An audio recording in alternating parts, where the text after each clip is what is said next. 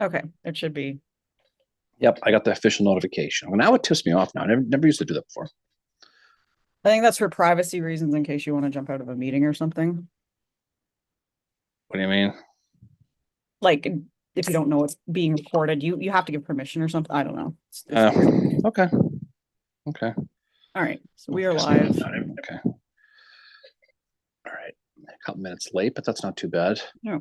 Well, I'll take the 5 minutes late as we go with this. And the sun is finally shining. Yeah. Boy, that was some good rain yesterday. I tell you, that was some legit Mhm. weather we had here last night. Yeah. Morning, Feels like it's Travis. Hey Travis, feels like it's rained nonstop, hasn't it? Doesn't it feel like it's Oh, always rained? I don't know what the hell. I no, think we moved down here. We brought the crappy weather. We left it I behind, but didn't. apparently Good not. morning, You know, Estella. apparently not. Morning, James. Morning, David. Uh, James did zig from yeah, the see, Spice Girls. he's part of the band. He knows it. He knows what it's all about. I mean, we're Um, both. I mean, admittedly, we're both Spice Girls fans. So I don't know. I wouldn't say I would go that far. It sounds like crazy. I mean, they got a couple of catchy tunes, but I'm not exactly, they have more than catchy tunes. eh, yeah, that's all good. It's all fun. I don't know where the hell that came from, by the way. I mean, with Spice was mentioned a couple of times. Probably have to pay royalties. It's all told whole sporty Spice. Morning, Scott. Morning, Barbara. Yeah. So yeah, so it's a Saturday morning. I like doing this on Saturdays, Morning, admittedly, Tony. because oh hey, just because I test the next day. So if the sun is shining, so allegedly these puddles might go away, and we can actually have a day today. Actually find something to do. Will escort any random strangers in the backyard this weekend? Oh, you mean shouting stuff? No. Yeah, well, that was a thing. Although one of our neighbors up the street, Tony, he has a big smoker going. Yeah. He's moving out, and so he's having a big block party. So I don't know if we're invited or not. Mary probably isn't, but I probably am. So I'll probably head over there and see. I don't know at some point, but anyhow, but it was good. So anyway, so what's going on with you, Mary? What's new? So today is the 188th birthday of Steven Ramser. Look at your Holy shit. hair. The door just like slammed shut because of the wind. Oh yeah, Um, your wind's I was blowing. like, I think you're taking the Spice Girl thing too far. You got the freaking fan going. anyway, All right. and then Frank also said that it's the 163rd anniversary of the Battle of Seven Pines. Yeah, So yeah. that turns out to be a big thing for Army of Northern Virginia because that's when Joseph E. Johnston gets wounded, and that's why we have Robert E. Lee in charge of the Army of Northern Virginia after that because of his wound, That's because true. of Joseph E. Johnston's wounding.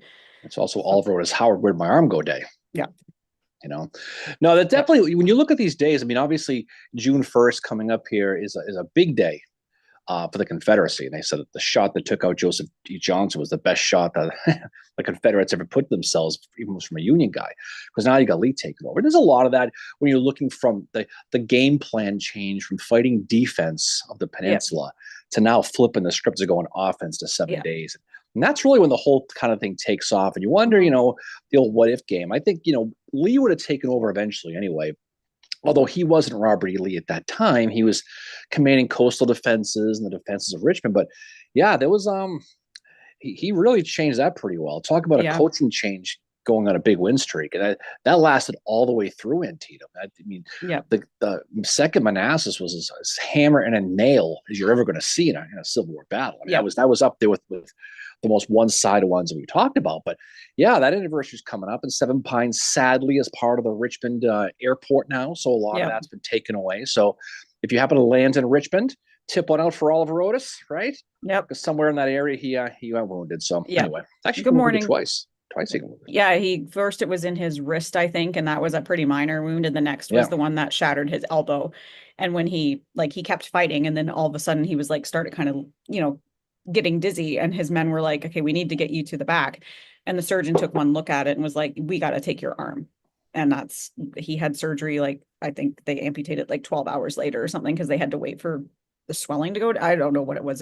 Howard wrote in his memoirs, like, I had to wait like 12 hours, for yeah. everything to so I suspect it was like swelling or something. Oh, James said great episode on the Funky Gibbon. Nobody mentions Ream Station. Oh no, I appreciate that. I mean, Gibbon, he gets overshadowed. I mean, people know who he is, but really it's because of Frank Haskell's diary. People know who Yeah. he was. He went a long time with being very obscure for a long time. And Ream Station, is one too. We did a whole episode of Ream Station a while, Yep. about a year or so ago now, and we visited there as we were coming back from Bentonville a few months Yep. ago now, and that's an important battle when you look at it. And you're looking at, it's kind of like you buy that. Like my first car was a 19, God knows what, Ford Mustang, and it Mhm. had the Bondo on it, different colored doors, and all. That was the second core at that point. It was falling apart. It was Yep. patched together with tape, and Hancock he'd been dealing with his injury. He'd been hurt since Gettysburg, and they were done, and they got completely routed.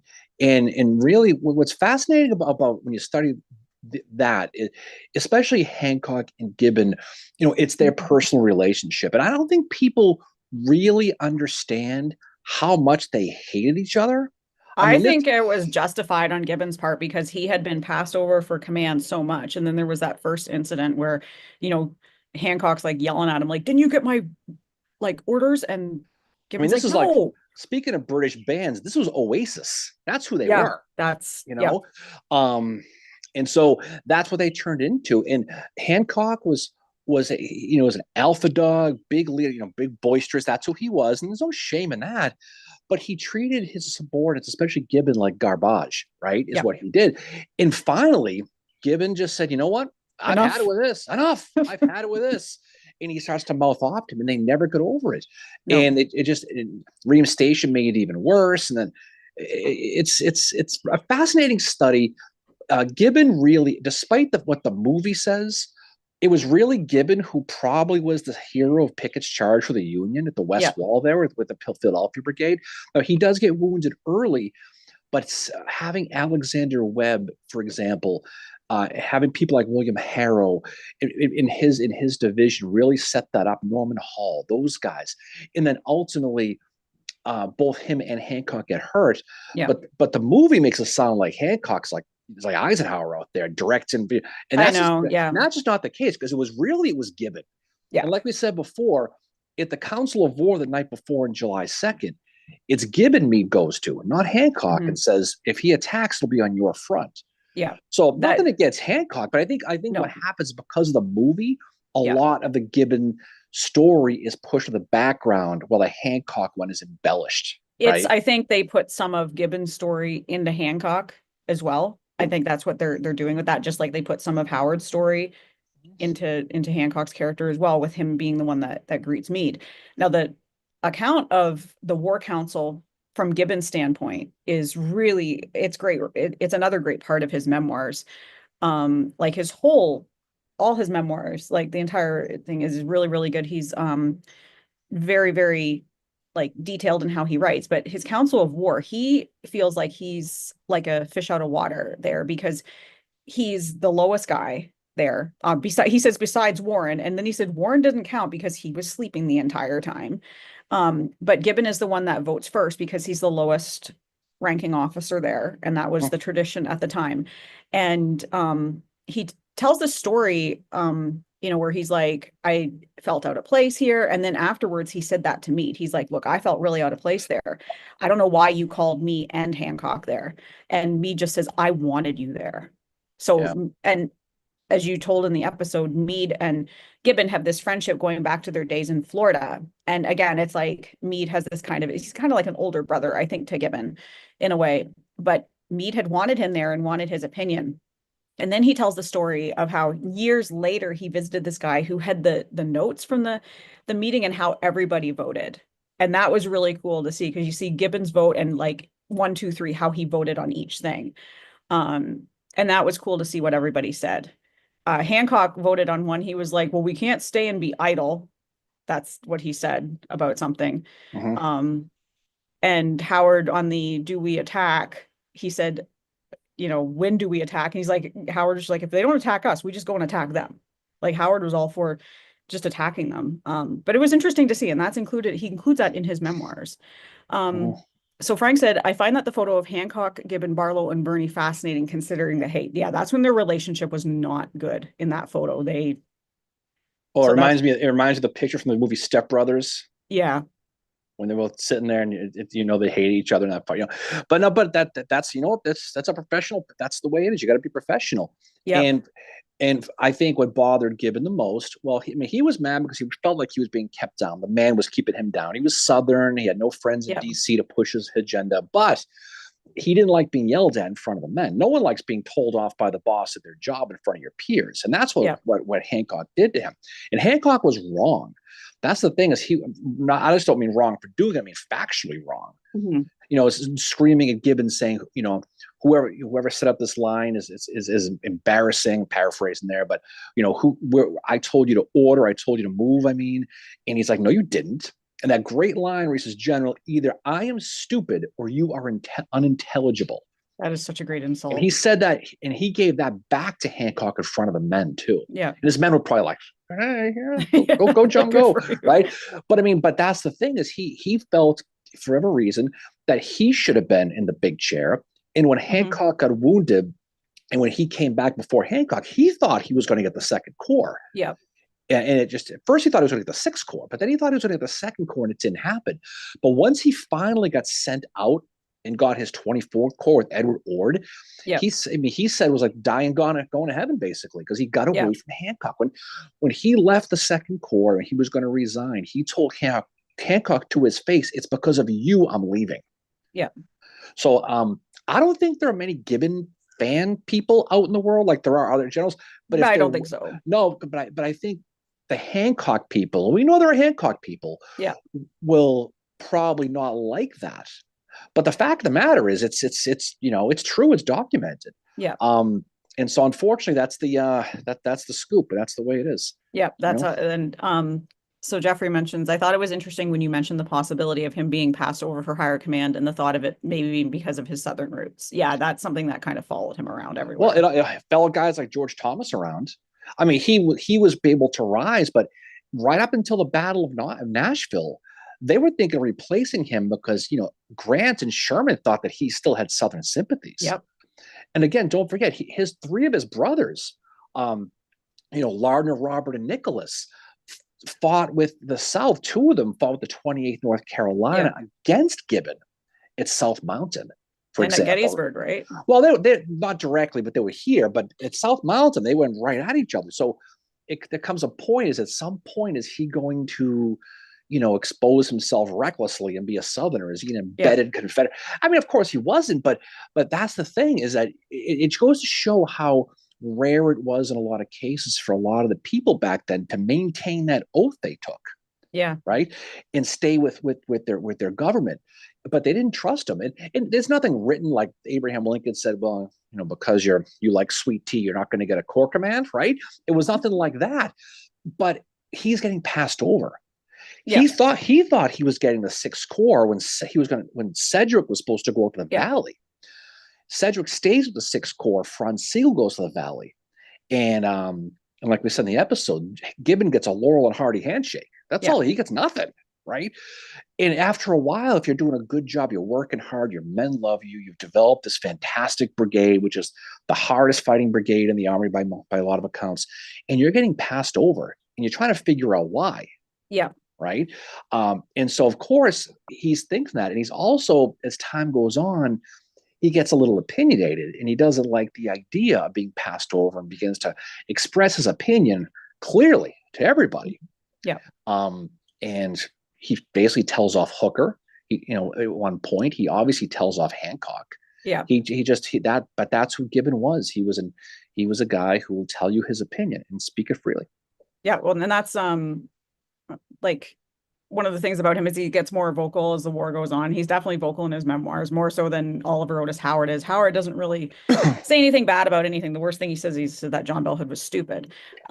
Tony says that, Lincoln barely recognized General Thomas's success in 1962. Because remember, Lincoln was like, we're not putting him on Harper's Weekly magazine. We do not want, he said specifically. He was supposed to get the centerfold.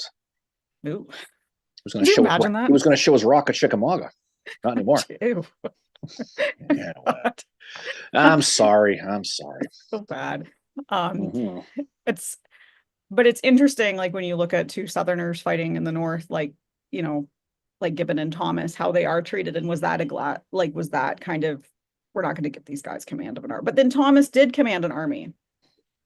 No, of course he did. He Yeah. the army of Cumberland. He did Yep. a lot of good things. But again, there was a glass ceiling. We saw it a lot with Patrick Cleburne on the Confederate side, certainly. But I Yep. mean, he did get Corps command. But the reality was, John Gibbon likely should have received Corps Mm-hmm. command much sooner than he did, and it's not because of his lack of his ability. John Gibbon was one of the top, most qualified and competent officers in the Union Army, and he Yeah. rose accordingly. But everything he did was by his own volition. He had nobody carrying him Yeah. along, nobody pulling him. He had no Tammany Hall behind him. No. He was a West Point guy. He was supposed to be in class of 46, and kind of not flunked out, but like you, Mary, spent too much time on Friday nights at the old pub, right? Jeez. No, he had some problems at West Point, and so he got pushed back to the class of 47, which cost him that valuable year in Mexico. Yeah. So when he gets to Mexico, the war is just about over. He misses out, and he rises quickly. Yeah. I think what's fascinating about him, specifically about Gibbon, is the story with South Mountain with Hooker and McClellan, the Iron Brigade story. Yeah. And I think it surprises a lot of people that there was already an Iron Brigade by that Yeah. name in the Union Army. This is Walter Phelps's New Yorkers, Mm-hmm. and they wore that badge with pride. So when you hear that story about those men must be made of iron, when you run into this, you read someone's Facebook page, they're embellishing. Like if you're walking around and someone says, "Hey, a student walked up to me today and said, you're the greatest person on the face of the earth," that type of thing. That's what the story reminds me of a little bit. He was somebody who fought, but they were the Black Hat Brigade through Antietam. They didn't pick up the nickname the Iron Brigade till spring of '63, when Phelps's men when their papers ran out and they went back home and they got out of the army. Yeah. Until then, they were the Black Hat Brigade. Yeah. But the popular theory and historical memory says they were the Iron Brigade Antietam. There was an Iron Brigade Antietam, but it wasn't him. No, exactly. And that's an interesting piece of history, because that is like the whole Iron Brigade story they're naming at South Mountain. Was it Hooker or McClellan? Is likely a myth. Right. Even Gibbon in his memoir says, I don't know where the name came from. All of a sudden they just started calling us the Iron Brigade. They were the First Brigade or the First Division or the First Corps. They absolutely were. So was Phelps, right? Yep. But again, like I said, very far be it from me to give credit to New Yorkers, but I have to. Sometimes you got to do what you got to do, right? But unfortunately, that's the way it was with that. But they do pick up the name. By the time they get to Gettysburg, they are the Iron Brigade. Yes. Yeah. Although the Confederates still called them the Black Hats. Yeah. Well, that's they were known as, like, and when they saw the Black Hats, it was kind of like when the Union guys would see Claiborne, the flag of Claiborne's division in the Western Theater, they were like, oh, we're going to be in for a tough fight with this. Kevin says, howdy ho from Beantown. Don't call it Beantown. What the fuck? Don't, for God's sakes. Don't say that to the locals, Kevin. Let me tell you, Kevin, you walk into a bar in Southie and say, "Hi, everybody in Beantown," and see what happens. Trust me, buddy, there'll be no LOLs that day. But I'll be in Boston tomorrow. As a matter of fact, I'll be back in the home front tomorrow. So that's the scoop of that. But again, he is somebody who definitely rose, and he gained his accolades. Yep. No question.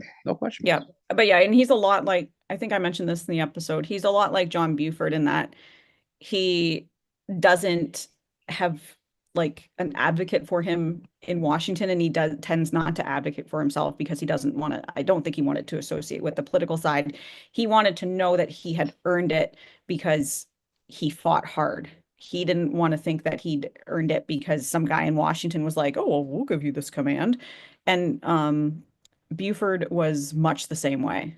And that's why we don't hear about Buford in the early Civil War, because he's basically, doing desk jobs and ordering supplies. He doesn't really get into fighting until I think it's like late 62 or something like that. And obviously he's here by Gettysburg. But that's one thing about Gibbon is I think he wanted to earn it. No, it's I'm still messed up about the whole Beantown phrase, to be honest. I don't know. Gentilly just said, Kevin, please go to L Street Tavern, burst in and yell that. Gentilly, I know you're on. Do people if somebody walked into a bar in Soho and yelled, "Hi, everybody," in the Big Apple, what would happen? It's the same thing. I will tell you, Bostonians, that Beantown phrase goes through them like Drano. So it's just cringy. But anyway, it's good that he's in Boston. I'm assuming he's there with his work release program, right? Picking up trash on the side of the road, I imagine, like he usually does. No, I'm just kidding. He's got his tours. He gives tours to who knows what kids, Creatures. primarily creatures. But no, but John Gibbon is, like I said, he's a fascinating guy with a really really great history. Yeah. And like I said before, when you look at some of the issues he had with a guy like Winfield Scott Hancock, it's not a surprise because he kind of was that guy a little bit. Now, Yeah. admittedly, when you read the details of the Hancock Gibbon thing, you can see why he'd be upset by that. Yeah. But he also lost his mind on Hooker and Joe Hooker. Yeah. When Solomon Meredith took his brigade over. Yeah. He He did left to not like take them Solomon in. Meredith. I mean, he lost his mind to the point when he says, you can't put him in charge of my brigade because he's completely incompetent. And Hooker says, well, he's a political guy. I have no choice. This is what I got to do. And he goes, well, if that's the case, if you think he's pathetic too, why don't you put him in your corps instead of mine? So you can deal with them and not. And it just doesn't work out the way. But well, like Gibbon felt a sense of, I think, loyalty to the Iron Brigade. He didn't, or the Black Hats. He didn't like it when he had to leave them, but he made those guys what they were, and the men, I think, realized that, and he didn't want to turn them over to just anybody. And he didn't try. I don't think he trusted Meredith. He had something against him, and I can't blame him for that. Like, if you have this hard fighting brigade that you've made them what they are, you're going to want to leave them in good hands. And if you don't trust the person, then of course you're going to be upset about it. Yeah, no, I get it. I get it. But nobody likes being told off and insulted in front of the men. Yeah. Right. When someone, I mean, look, if your boss yells at you at the DQ because you screwed someone's blizzard up in front of the staff, those teenagers who look up to you with such admiration, you can probably imagine no one likes that. And that's the case with him. That story we're talking around this is around the Overland campaign now. Weren't they sitting around the fire? It was him, and was it Barlow? It was him, Sheridan, and other officers. He doesn't say what the other officers, but he mentions Sheridan. He talks about he's there sitting there, sitting around the fire doing God knows what. And Hancock comes riding up, screaming at him, yelling, "Where's Gibbon? Is Gibbon here?" And of course, Gibbon's like, God, he must have sighed and said, "Yeah, I'm here." He goes, "Who set up that battle line?" And Gibbon says, well, General, I did. And he says, well, I would be embarrassed to be that officer who set up that battle line. And he's like, well, what's the problem with it? And he goes, come with me, I'll show you. And he rides up there and he goes, angry. No. He goes, that line is fine because I got artillery here. It's all set and good to go.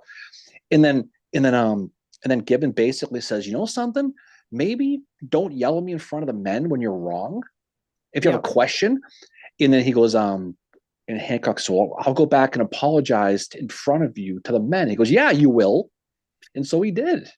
And that was really the beginning. And then they went on and on and on. There was a situation where he told Gibbon to basically, he turns around and says, there's Gibbon sitting there, doing nothing, like a stone wall, right? And he's like, I ordered you to move your division. He goes, no, you didn't. You told me to stay back here. He's like, yes, I did.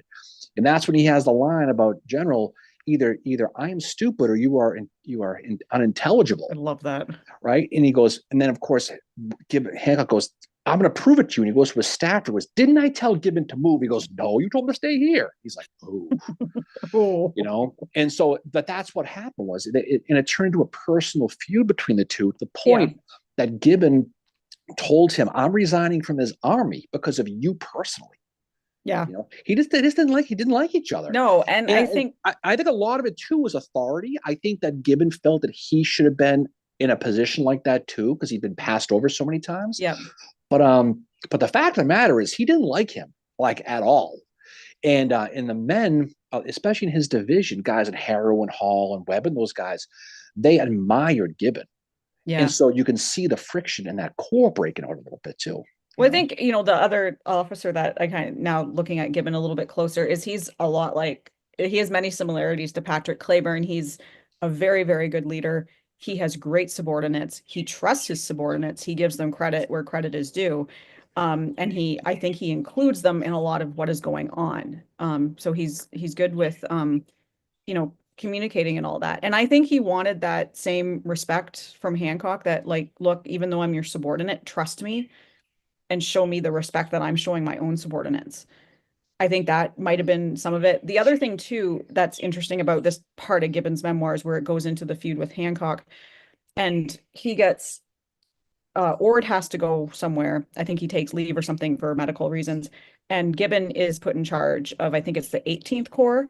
18th Corps. Yeah, in that area. And he said that he felt so much better not only being away from the Second Corps, but away from the sounds of artillery and the rifles firing. So that tells me that he might be starting to have some type of PTSD from the war. And he mentions that a couple times that he felt so much calmer. And he said and then when he was in the Army of the James, he said it was much easier on his nerves. So I think he was starting to go down kind of that same, like Rufus Dawes. His memoirs are similar in the sense that like it starts off with this guy that, ready to fight or whatever. And midway through, you can see he's changing, that he's becoming more family oriented. He's losing his friends. And there is, I think, a sense of survivor's guilt from him as well, Yeah, too. when he went back for the wrist injury the first time to Washington, he got to spend time with his wife, Mama, Fanny. And then he went back the second time after Gettysburg, and he had the kids. He also had a 1-year-old die. Yeah. And all these things. This is right around, Yeah. right in the summer of '63, right before Gettysburg. So you can see a lot of the humanity starting to come out a little bit. Yeah. I mean, you have you lose a child, you've been with your family, now you got to go back to the army, which is bringing upon a very negative feeling from you. So Mhm. you can see, I mean, these people are human. I know he's the Iron Man, but Yeah. Gibbon, but the dude's still a fella. I mean, he is. I mean, there's only so much that anybody can take. Yeah. And unfortunately, there's a sort of an expectation with these guys, right? Yeah. Stonewall Jackson, John Gibbon, George Meade, that they're these rock solid, fembot guys, these Yeah. robots who just can't do anything.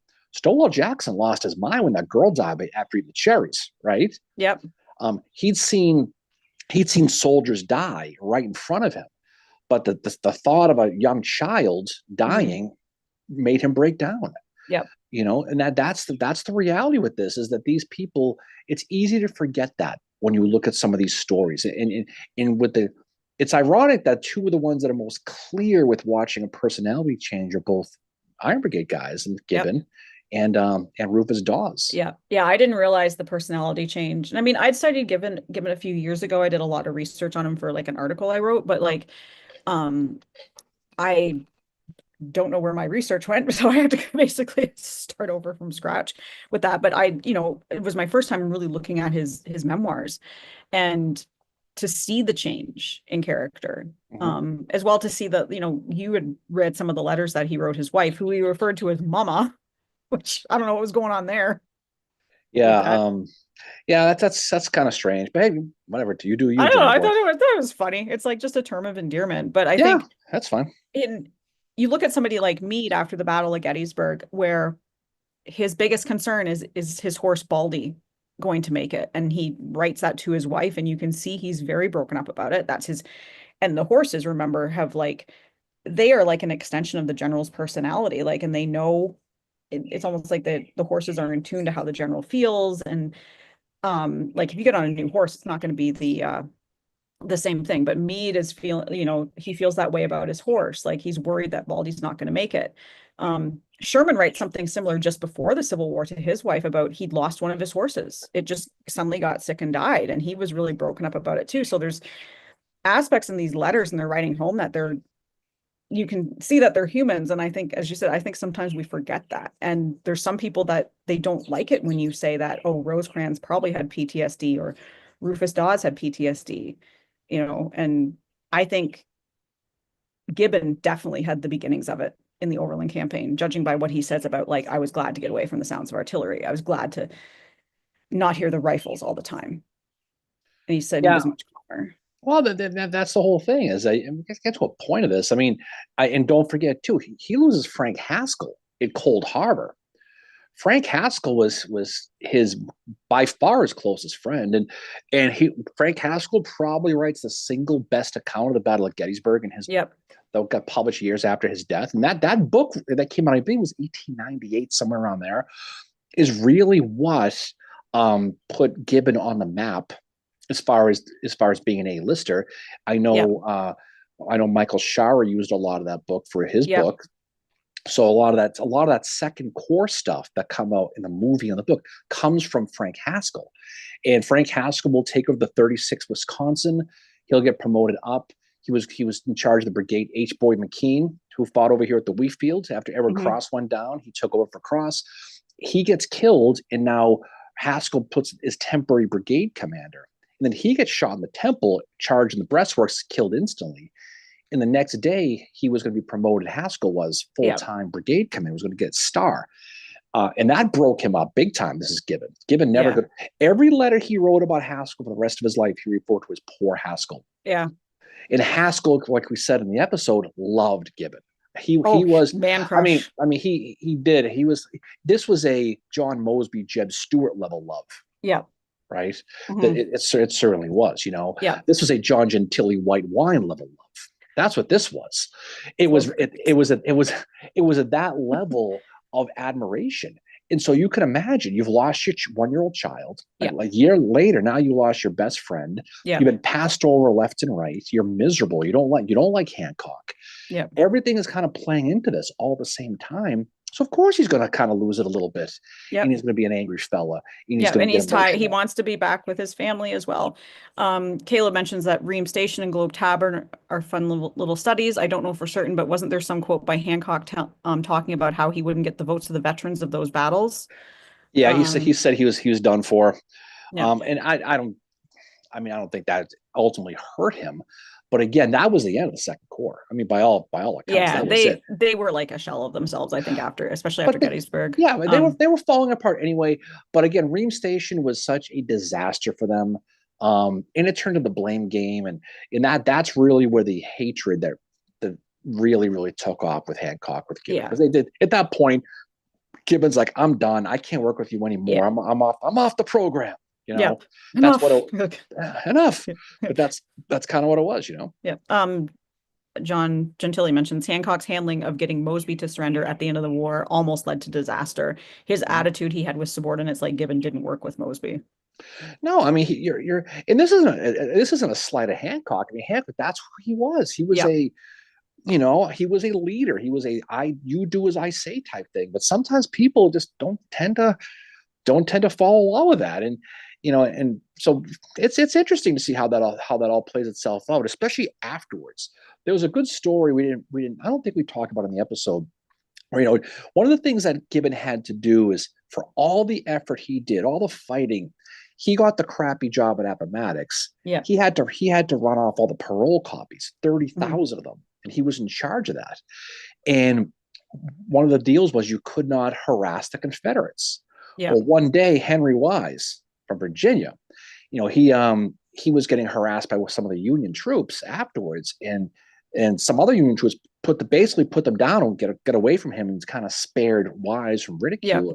And Gibbon took that as kind of an honor, because he was part of that committee that met on the 10th of April for that peace committee after Appomattox the next day. And so this was him kind of saying, okay, what we came up with is working. This as well. But he became sort of a politician after that, even though he stayed in the army all the way until the end, the regular army.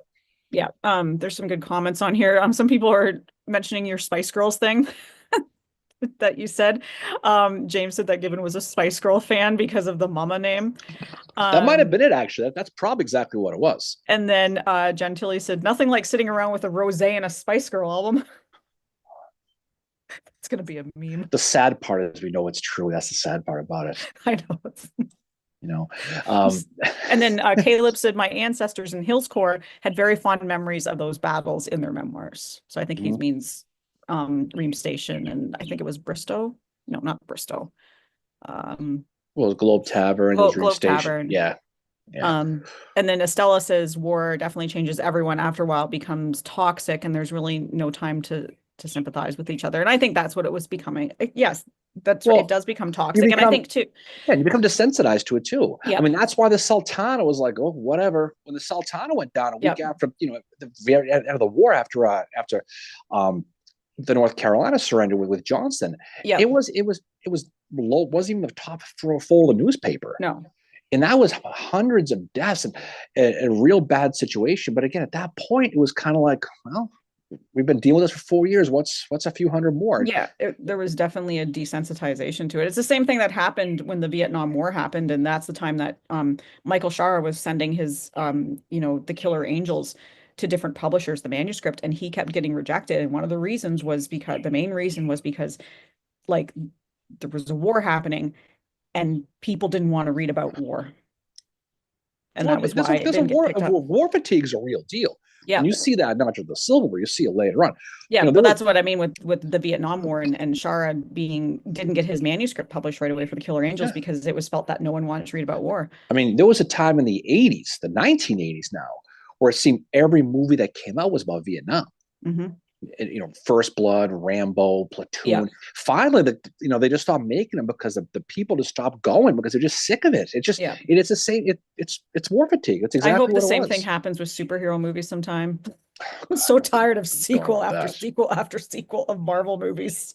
Yeah, no, that's true. I'm That's just true. kidding. I don't care if you like it, you like it. It's not my thing, but I mean, But again, the public becomes desensitized after a while. mhm. You're so, and especially nowadays, you're so inundated with news all the time. Yeah, It's just I don't even watch the news anymore because it's just first of all, you can't believe anything you hear anyway nowadays. But that's just the reality. yeah, But going back then, I mean, yeah. So, but if you're a soldier or you're a general, and some of these guys, as much as people rip on McClellan, yeah, he cared for his men. And he hated the idea. The story at Antietam was he had to ride in an ambulance afterwards because he was so emotionally just broken up about it that he yeah, couldn't even walk after Antietam. yeah, Who knows? I mean, that's what they said. I mean, no reason not to believe it, but yeah. it wears on you. It wears on you. Well, James says the photos, meaning Civil War photos, I think, um, what must have been shocking to those at the time. Oh, and inspired John says, great episode. Thank you. Inspired. Oh, Bill okay. Hammond. But if Marvel made a movie about Howard, no, no, would not watch it. I wouldn't. You'd probably watch it. You No, probably. When I go back to but Boston, you'll throw it on. no. But getting back to actually when you're in Boston, I'll probably watch Master and Commander. Same thing. That's okay. That's the sequel I'm waiting for. So I'm waiting. just I'm getting waiting back. for Titanic to the sequel. Personally, So see, sometimes you just don't. to the sequel, The Search for Curly's Gold. It starts with DiCaprio climbing off the thing. Yeah. Yeah, I don't know. Anyway, So anyway, the photos like it was Antietam where those photos were the first ones published of war. Like, Americans had never seen photos from the Revolutionary War. It wasn't a thing. Photography wasn't really a thing back that far.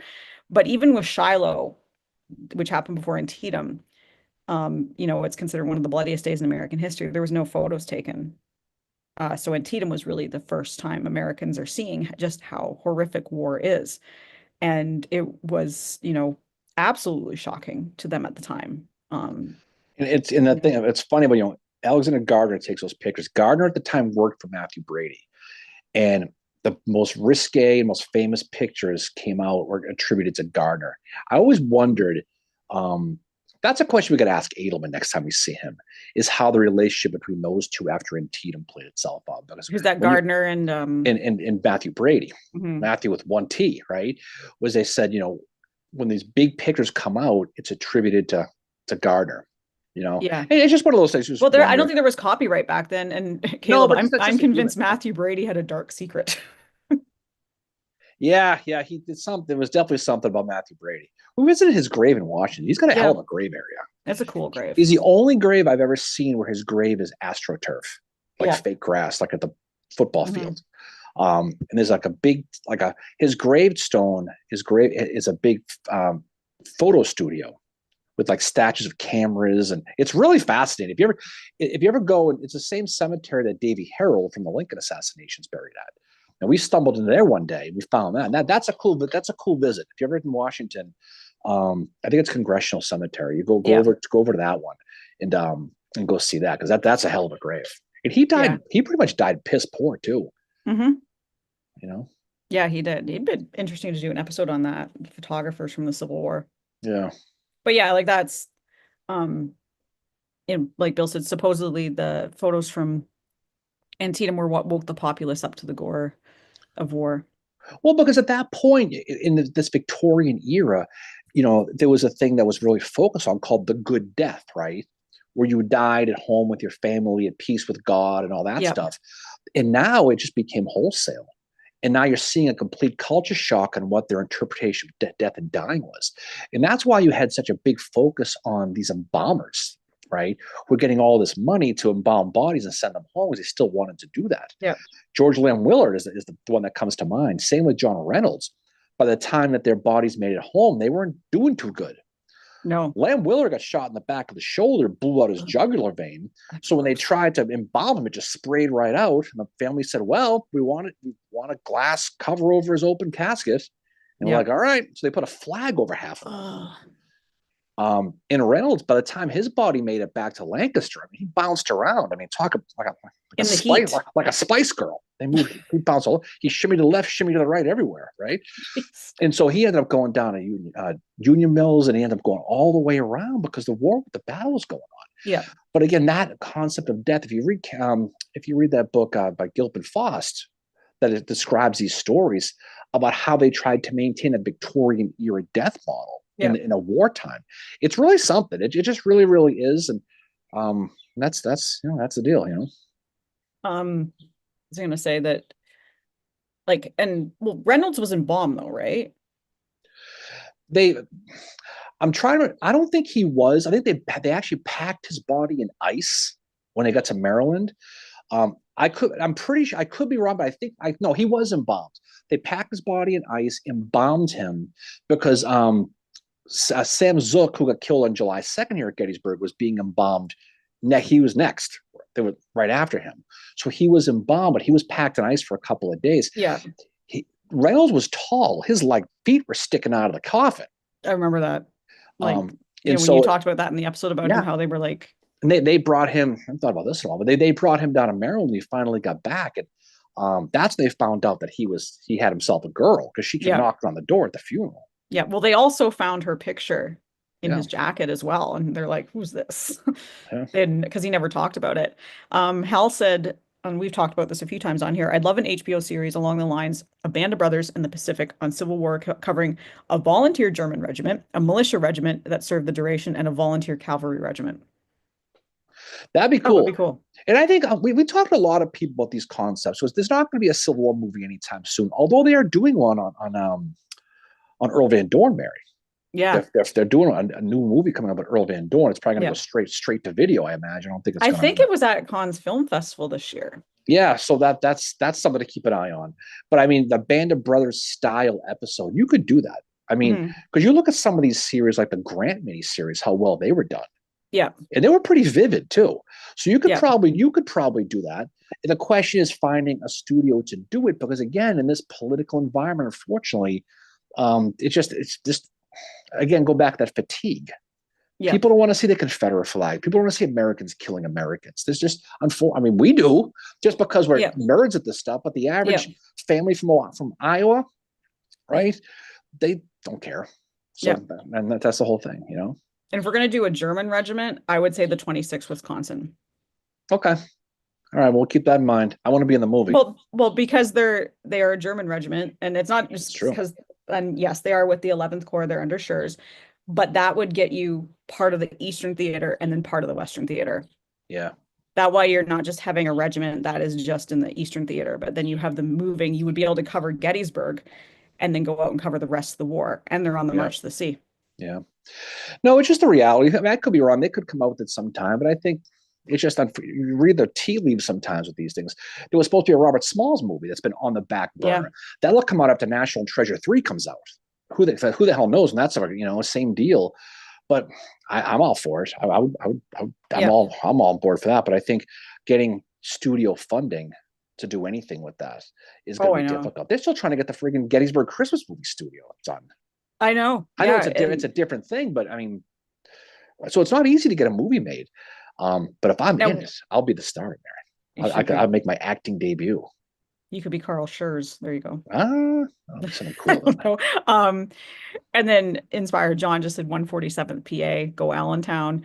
Yeah, There was one, there is, so yeah, we're still waiting for the movie about Robert Smalls, but what I can tell you, and anybody that is interested in graphic novels, there is a graphic novel coming out about the life of Robert Smalls, which is, I love when they do that because people that don't like to read, history books or whatever, that gives them something to learn about him. yeah. Well, there's no doubt. I mean, the more you learn, the more in media it's out there about these people. It's better for everybody. That's why I don't obviously agree with the fact we don't want to make a movie because it's going to have Confederates in it. It's going to have this. It's like, you know what? How the hell are you supposed to freaking learn? But that's the dilemma. When you have a movie upon movie script dumped in front of you, there's only so much they can do. Yep. You know, but some of the ones that have been made, though, I mean, Field of Lost Shoes is really, really good. I thought. Yep. I thought Free State of Jones is really good. Matthew McConaughey, Mary, Hmm. right? He was Imagine in he it. said that in the movie. Oh yeah, and obviously these are relatively recent movies too. I mean, not just Gettysburg and Gods and Generals and Glory and all that Yep. stuff. Um, it might be blasphemous, but I didn't like the Horse Soldier movie. I thought it sucked. No, I didn't either. Yeah, And I remember my mom, huge John Wayne fan. She was like, "That's yeah. not his best, by the way." And she's like, "I'm pretty sure it's not historically accurate." And I'm like, "No shit." No, it's not. I mean, they could make a movie about Ben Grierson, make it more accurate, and it'll be really, really good. Because I think most people, I mean, not people here, but I think most people, you know, out in the streets you see out and about have Yep. no idea who Ben Grierson is, and will be fascinated by the story of his raid, which a lot of people who study the Vicksburg campaign, it's one of the big deals. Our friend of ours from Houston, Mississippi, over here, where Grierson went through his town, you Yep. know? And so people remember. Pepperidge Farm remembers, Mary. I just remember. And I mean, Tim Smith's book, Western Theater, Tim Smith's book about Gerson it's so good. Yeah. Like it's a great read. Um, Also, oh, James said I'd offer Ridley Scott services, but then I remembered Napoleon and how not good it was. Yeah, that was a disappointing miniseries, I thought. It was a movie. It Was it a movie? That was a miniseries. was a movie. It was okay. It I remember wasn't my watching it. favorite. I thought we just quit on it. I guess it was just a movie. Frank says the 75th PA is another German regiment that could be considered. They also went west and they were at the Battle of Franklin. You do a whole movie of Von Gilso. That would be Schimmelfettig. something. God, that would be something. Call it the pig man. The pig man. Right. But there's a lot of ideas for that. But a movie about Gibbon would be kind of cool. Speaking Yeah. of Gibbon, trying to Mhm. bring this back on a subject here with you, Mary. We always Which go is all tough. over the place. Easier said than done. But there's a lot of different people you could do it on.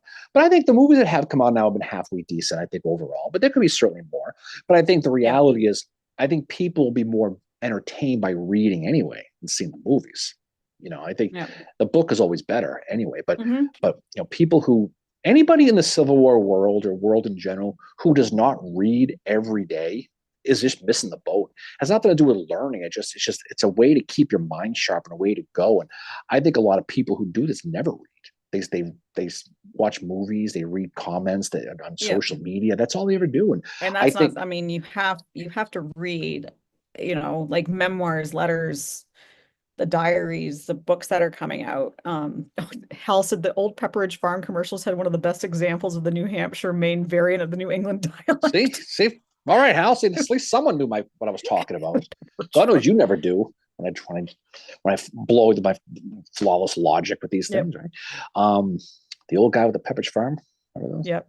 Well, Thomas Carroll's on here. We were on his Oh, podcast. It's really that's right. awesome. What's going on, Thomas? How are you, man? But you could have a lot of different things to do, but definitely read. Definitely read. That's the thing too. I'm in the middle of Scott Hartwig's latest book on Antietam, and that's quite a read. I mean, that thing weighs Yep. about 100 pounds. But you know what though? It is going to be the Coddington of Antietam when it's done. It is Yeah. it is so detailed and it's so vivid. We were on with him on a video thing a few weeks ago, remember? Yep. And that dude knows his stuff. I don't think there's anybody in the world who knows Antietam better. Oh, he knows it so well. I mean, I think he's I think he's the reincarnation of Ezra Carmen in the 13th New Jersey. I think that's Yeah. who because I mean, it's amazing when he talks. he's like Kent Masterson Brown or Gelzo. You talk to these guys like they were there, and you have to catch Yeah. yourself and go, well, these guys are just historians because they talk in such a vivid, recollecting way of Yeah. stories. You go, it's like listen to sit with your grandpa hearing stories about the big Yeah. war. That's how You know? Gelzo is. Like we went to see Gelzo talk and it was like, and when we had him on for that episode we did with him, it was like, oh my gosh, this guy sounds like he's been there. Same with Kent Masterson Brown. And then there's like the historical fiction books or novels, like the one like Eric Scheinlein's Black Iron Mercy. You swear he was there, the level of detail he puts into that book. Yeah, I mean, I will say this doing this podcast has been a lot of fun. But I say the one regret I have, and I just kick myself to this day, was we didn't record the last half hour with Gelzo. Yeah. We finished doing that episode, and we were talking about I think Gettysburg. It was obviously Gettysburg, really. No, he had the book that just came out, Yeah. and we had him on, and we had a great episode with him. And then we stopped recording, and then we had about a half hour, 45 minutes of just this with him, Yeah. and it was the best Civil War conversation. And it's probably the fact we weren't recording is why he loosened up a little bit. Yeah, like because But we found out that he loves David Ireland. well, he turned from the historian, and then we got done. He let his hair down. He had no hair, but you know what I mean. Yeah. But he was just so casual. Oh, that guy was a fraud. This guy. You talk about the generals. This guy was hated by this guy. There Yeah. was a story about this, and it was like, oh my god, it was just a great conversation with him. I Yeah. love Gelso. I know people don't like him, but I think I really but I like think him. that the people who don't like him probably don't know him or don't read him.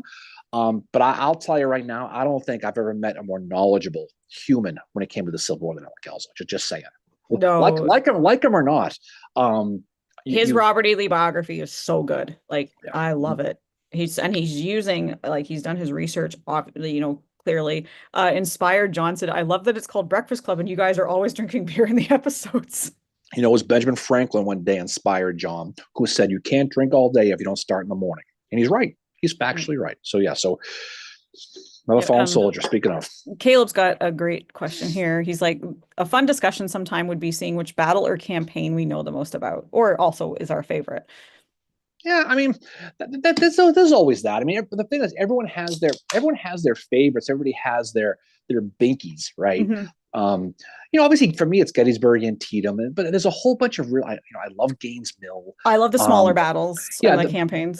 But everyone has their favorite battle. I love Newmarket, and I just you can you're studying history at a higher level when you look at these small battles and see how they translate the big ones, like how this general learned from this battle and how he applied it to a later battle and corrected what he did wrong or accentuated what he did right. And that's the thing that Lee gets hit on. Is Lee, like we said before this episode, there was an old defensive coordinator for the Steelers. His name was Dick LeBeau. And the Patriots would go down there every year and beat the hell out of them because he never changed the game plan. They knew exactly what he was going to do. They were going to have the zone blitz, blah, blah, blah. That was Lee. Lee always did the same thing. It hit the flank, echelon, bang, bang, bang. So whatever general fought Lee after they figured him out, you could look at Gaines Mill, as a matter of fact. It's the same exact game plan as Gettysburg. Exactly.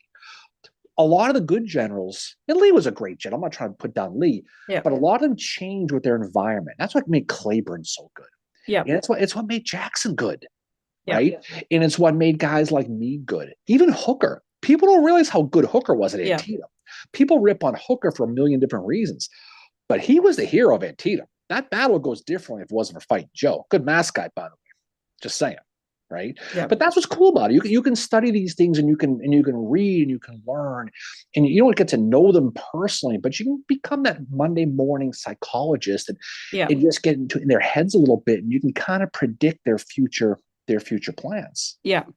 And the good generals could anticipate. U.S. Grant knew Robert E. Lee at the back of his hand. That Overland campaign was a masterclass on how to beat Lee. It just was. Yeah. And people are talking, like Caleb mentions the Overland campaign as being one that he feels like he knows quite a bit of. And then in the West, he knows Kennesaw really, really well. And Estella says she noticed your koozie, the Breakfast Club one.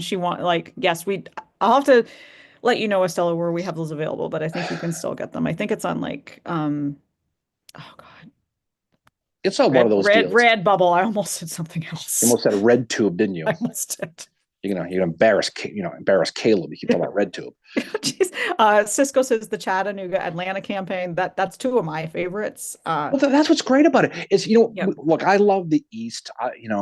But as Jim Morrison once said, Mary, the West is the best, right? Yeah. When you study Kennesaw and you look at that dead angle, and you look at and you look at Cheatham Hill, and you look at Ringgold Gap, and you look at Mhm. Dallas and Pickett's Mill, and you look at all those battles. It just pales in comparison. Here was the big bang, boom, let's go.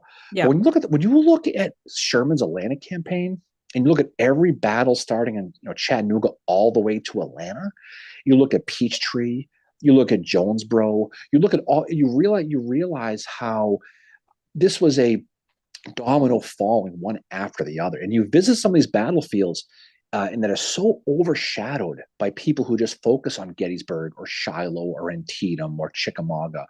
The sweet spot is the small battles. It always has Yeah. been, Yeah. because you can learn. You cannot know about Gettysburg unless you know Second Winchester. Yeah. Right? If you're going to be a serious Gettysburg historian, you better know your set. You better know Milroy against Ewell. You better know it, because that set up this. If you want to study the fall of Atlanta, right? You better Yeah. know Ringgold Gap. You better know Yeah. Claiborne, right? You better know Pickett's Mill, because otherwise it doesn't make sense. No, It's those and small tremors that lead to the yeah. big volcano, but those Yeah. tremors are why the volcano explodes. And the other thing too is the Atlanta campaign is a huge success for Sherman. Obviously it is. He gets Atlanta at the end. But when you drill down into the smaller battles of it, you see how close it was that he could have lost everything that, Thomas said to him after Kennesaw. Sherman's like, we didn't lose too many guys. And Thomas is like, if we keep having battles like this, little ones, and we lose that many guys, we're not going to have any troops by the time we get to Atlanta. Yeah. And it really kind of shows who that he's not. I mean, Sherman is no General Grant or General Thomas. He's a good commander, he's a good general, but he's not as good as they are. And even, his subordinates will write that about him. That's what Howard says about him. Howard says like Mm-hmm. he could write a plan down on paper, but when it came to execution, he just like he wasn't Grant or Thomas was Yeah. basically what Howard said about it. Yeah, and But he, if you're like one of these people who likes to go to Washington D.C. and look at all the monuments and the buildings, especially the White House, the Capitol, you better know Monocacy, because otherwise yeah, those are burned down probably, right? yeah, We had the fortune of going out to Monocacy a couple of weeks ago. We co-hosted a tour with our friends over at Addressing Gettysburg, and in Matt Borders, our friend Matt is a ranger over there, yeah, and he is the absolute top shelf guru with all things Monocacy. I yeah. mean, he just is. He gives a great tour. If you go to, I know our friend Roger was just in Monocacy a week or so last Mhm. weekend. If you come to Gettysburg, go 40 minutes down Route 15 It's here. not even that. It's like Yeah, 35, and go to you know? Monocacy and go see our friend Matt. Tell him we said hello. Tell him love the core. He'll Yeah. appreciate that. But when you tour that and you see what Lew Wallace did to slow down, the Confederates in Yeah. Jubal early. And he didn't win, but he never thought he would win. But the battlefield is pristine. I mean, you can look at, except for the highway that runs through the middle of it, Yeah. you can sit there and look at the same exact vista that Lew Wallace did. You can Yeah. sit at you can stand at the Thomas farm and you can look out at the Worthington farm and see this. You can imagine the Confederates rolling down the hill, coming through those woods Yeah. very, very easily. And you can see you can in your mind's eye see the bridge burning. It's all right there. So and especially it's so close to here. People who come down to Gettysburg way more than they probably should, which was me for a while Yep. there. Same. Um, you're really hurting yourself if you don't go to Monocacy and you don't go to Monterey Pass and you don't go to Yep. Williamsport, because there's so much around here to see that the big picture makes so much more sense when you start to see that, you know? Yep. Yeah. And another one too, and it's a little bit further away, but a couple weeks ago we went with our friend John and we got to see a lot of Mosby stuff. That's only like maybe 2 hours from Gettysburg to go see, the John Mosby stuff, which is really cool. You can go see his grave in Mm-hmm. Warrenton. You can go to the amazing John Mosby or the Grey Ghost Winery, which is They have white really wine there? awesome. I think they do. So bad. Enough. Um, there was a great comment here from he's I love John, like, I love the name Inspired John, by the way. I gotta admit that's an awesome nickname. I like that. yeah. Anyway, go ahead. So Stella was asking about the movie The Conspirator, Mm-hmm. which I said we love that movie, and yeah, there's some people on here that haven't seen it yet. Um, and it's about the Mary Surratt and her involvement in the Lincoln conspiracy. It's really a courtroom movie. So the most exciting scene in the entire movie is when a brick gets tossed through the window at the boarding house. But if you like the Perry Mason court dramas, it's really, Yeah. really good. I mean, it takes us liberties. It's not 100% accurate like no movie is. Our friend Dr. Kate wrote the book Yes. that made the movie. So she's Kate Larson's fantastic. She has a new book out coming, I think, by the way. Yeah, she does. Yeah, I think Yeah. it's about the Kennedys. Oh, yeah, I think it is. And so it tells a story of the conspiracy focused around Mary Surratt. And Yeah. we have our own opinions about Mary Surratt, and there's no right or wrong answer with that. But I will say that it does put a light on her story. It does make her sympathetic. I Yeah. don't think she was guilty, but I don't think she was innocent. That's me riding the fence with this. But I think it's worthy to see it. It's a really good movie. I think I really appreciated the fact that the courtroom is very similar to the real one. We were fortunate enough to able to do an episode on the Yeah. court case from the courtroom at Grant Hall last summer with Michael Kaufman, who wrote American Brutus, which I think is the best book on the It assassination. is. Kim Hulian was there. Kim He's a Holian, he's historian awesome. from the U.S. War College, was there. Mhm. It was they reached out to us and said, "Hey, would you like to?" Our friend Adam. Adam Oler from the War Yeah. College. Would you like to do an episode about the assassination from the courtroom? Are you freaking kidding me? That's like saying, do you want to take batting practice at Fenway Park? Yeah, I'll do it. Yes. So, and that was a great episode. But the movie is good. Definitely see it. It's a good. Speaking of movies again, it's a good Civil War movie.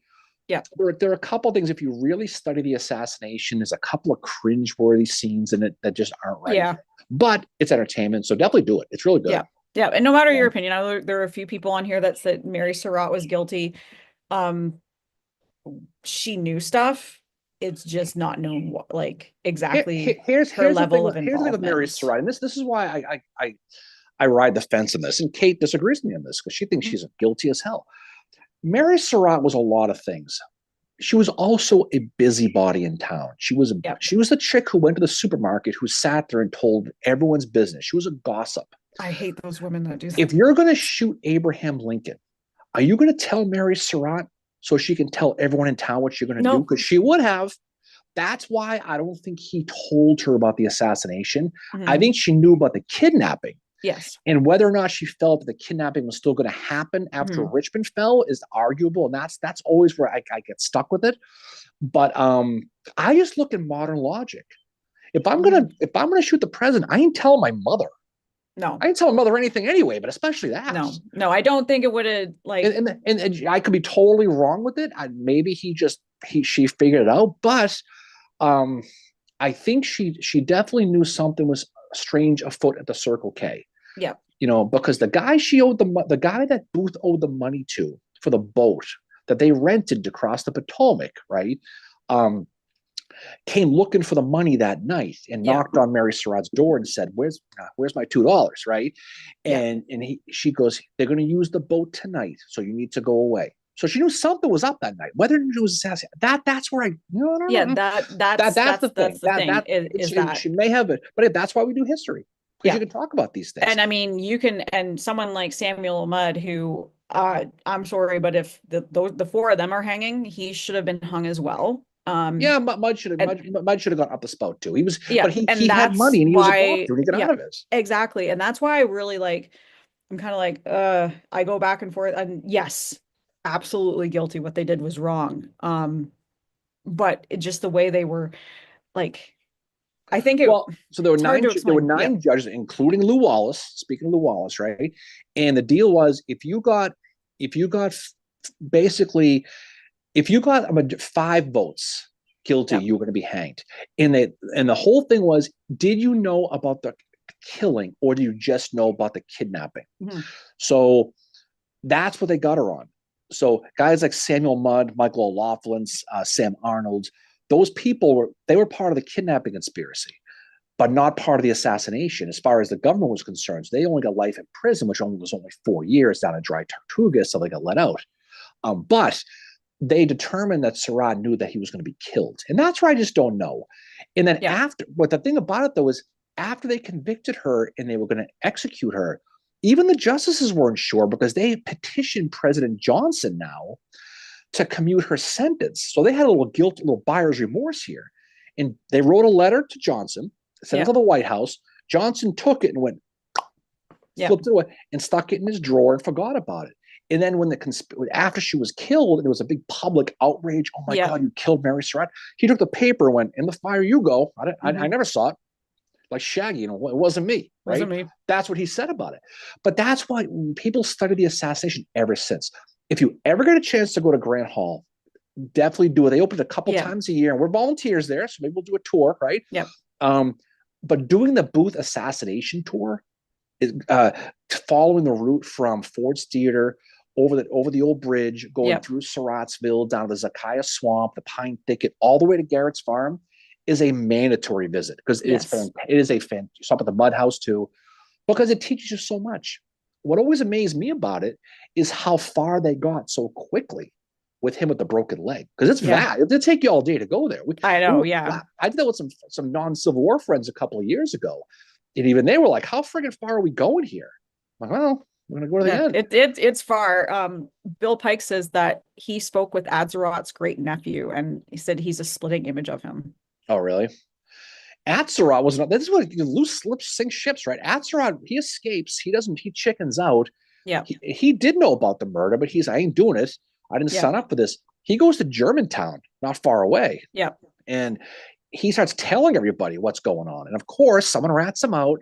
He could have disappeared into history very easily. Yeah. But he couldn't help himself. No. And he had a 3-year-old daughter.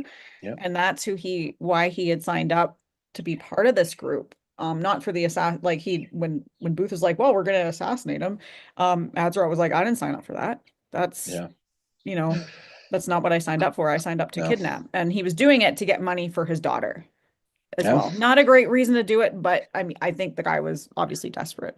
I mean, he was a German. He was building boats. He was a mechanic. He was a handyman, but he needed money until he thought this easy way to make some money. Why not? Yeah. But he got in too deep and he trusted Booth, and Booth really screwed all of them. He really, really did. Oh yeah. And it obviously cost Davy Harold his life, Mary Surratt, obviously Atzerodt and Lewis Powell. Lewis Powell was, Lewis Powell. Bill says it's crazy how much Atzerott's great nephew looks like him. Yeah. Says, I felt bad for old George. He's done a lot of research on him. I'd like to learn more about him. He's probably the one I would, of all the conspirators, like to learn more about, because Atzerodt is so mysterious to me. George Atzerodt, he's the one conspirator whose body is missing in action, by the way. No one knows where the hell he is. Oh, that's right. So he after he was executed, they stayed down there at Grant Hall for a couple of years. The body was released to the families. They basically buried him. What they did was the Atzerotts had a plot, and I think it was congressional. So it was one of the Washington D.C. cemetery. I'm blanking on the name of the cemetery, but instead of paying for the cemetery, they just took his coffin and stuck it in there with the rest of the family. It didn't pay for it. Mm-hmm. Well, the guy who ran the cemetery found out about it. Yeah, took his body out and buried him in a pauper's grave. Wow. And then he got fired. I don't know if it was for that or something different, but he gets fired. He takes the book with all the records everybody's buried, and he walks away with it and vanishes. It disappears. So he's buried somewhere. His body's missing in action. Bill Pike says Dave Taylor has some theories where he's buried. Dave's a friend of ours. We've talked about that. Dave Taylor's awesome. So but the exact location is lost to history. Kind of like everything except Lewis Powell's head is lost to history too. Same story with him. I mean, that's weird.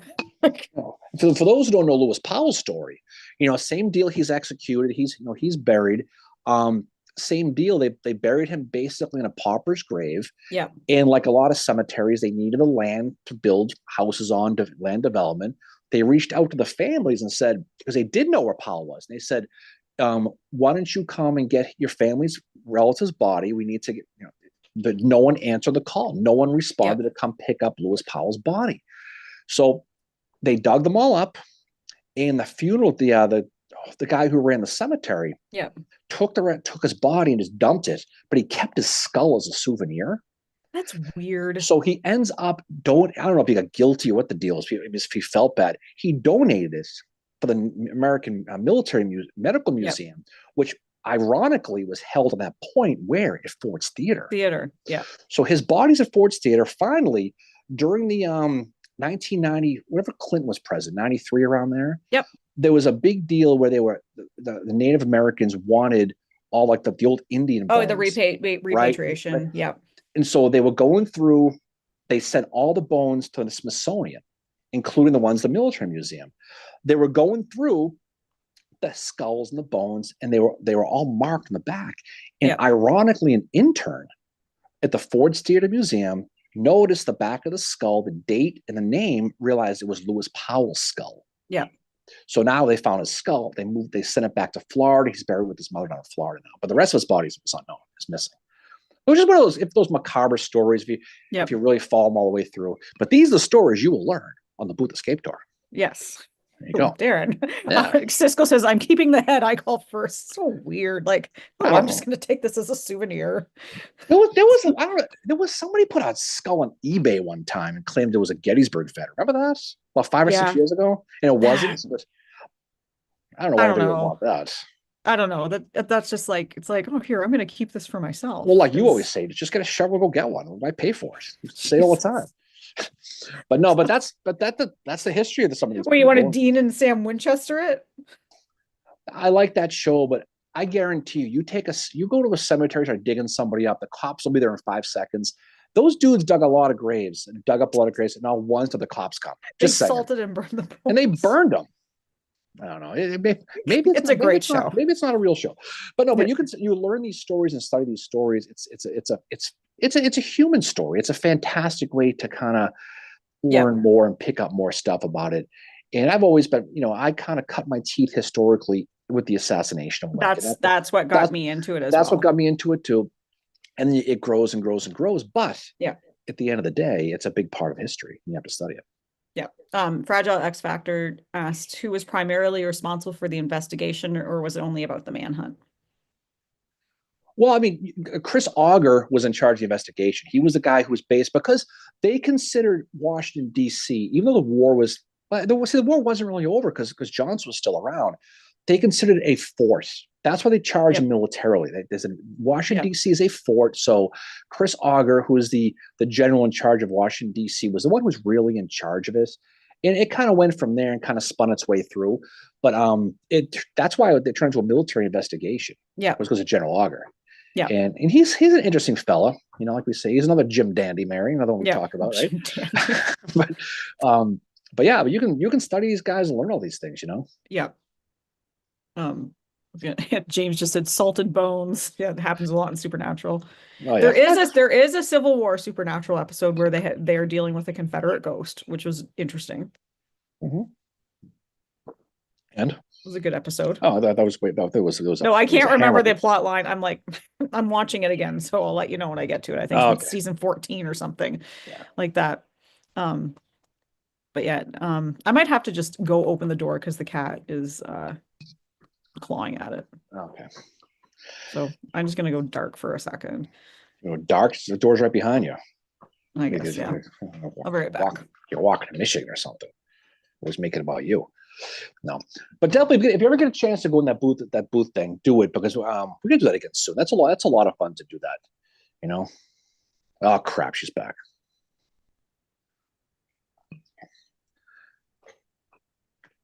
Welcome back. Thank you. I just don't want to. You missed a great conversation. I heard you say something about if you ever get the chance to go on the booth tour, which unfortunately they don't do those tours anymore. I don't think, or they only do them once a year. The Surratt Society, basically, the person who's really the go-to person for Powell is a woman named Betty Owensby, and she's still up. She would do it from time to time, but Dave Taylor moved down to Texas. I don't think the Surratt Society exists anymore because their founder died. I still get the newsletter, so I think it's just an online thing. But you can do it yourself though. You don't need a guide to do it. If you know your history, all you need is a map. I mean, you can start at the Surratt House in Clinton, Maryland. Sam Mudd's place is just up the Yep. street, and it's the same road. Just follow it right. You can go right by the church where Mudd is buried. It'll head right to the Sakaya Swamp, and you can follow it. We did it. We did it ourselves too. You know. Yep. Bill Pike mentions Betty Owensby is the person to speak to about pain, and Yeah, she's there you go. been, and she was really helpful on the Atzerodt research. Jen Tilly said it was a terrifying 20 seconds when you were in control. I had my opportunity. You know, that was my deal. I felt like Gerald Ford for a second there. You know, but you can study that stuff, and you can you can do the tour yourself. You don't need a Sherpa to lead you with that one. That's an easy one to No, do by yourself. But what you want to do is you want to make sure that the mud house is open because it's not always open. no. And if you do, do not say that you think Mudd was guilty and should have been hanged because they will lose their mind on you Yes. because their family is still there and the people who do the tours are very, very, very pro Mudd. You sound Um, like you're familiar with this, that was what happened I to, would because that, never say anything to be offensive to anybody. So these aren't the droids you're looking for, Mary. It was not me. Okay. But no, you want to go there with an open mind. Okay. Because there are people who are known anti-Mudd people. They will not even let in the house. wow, That's what Taylor told me. I believe it. I believe it. I think Taylor's one of them. And Yep. I might be one too, because I'm very anti-Mudd. And I know it's not connected. It's been proven not to be connected with the Yep. assassination. But my grandmother always used to say to me all the time, stop that or your name will be Mudd. And I finally asked her, are you talking about mud on the ground? And she's like, no, I'm talking about Dr. Mudd. And that's when she explained to me who he was and what, like, Well, that is kind of the name. That phrase did not come from Samuel I Mudd, know it didn't, but but it's very similar to the hooker name. yeah, The prostitutes looking at you, Gentilly, right? Because the way it is, the name was accentuated. It existed already, but it was it was injected with steroids because of Samuel Mudd and for Joseph. So that's where the etymology comes from. But if you go, the woman who ran the Surratt Society died. I yeah, forget. Lori Verge, that's what Bill Right. Pike is. And ever since then, because I got into it years ago, and we got a nice Same. newsletter. There was a picnic every They're still year. sending the newsletter out. Yeah, I think it's but all virtual now. right, and you can write and you can send letters in, but they're good people. If you ever go to the Surratt boarding house, not the one on H Street, the tavern, I mean, go to the one in Clinton, and you can do a tour. You can go see the whole house. You can go see the Yep. wall joists where the guns are hanging. You can see one of the actual guns that are there.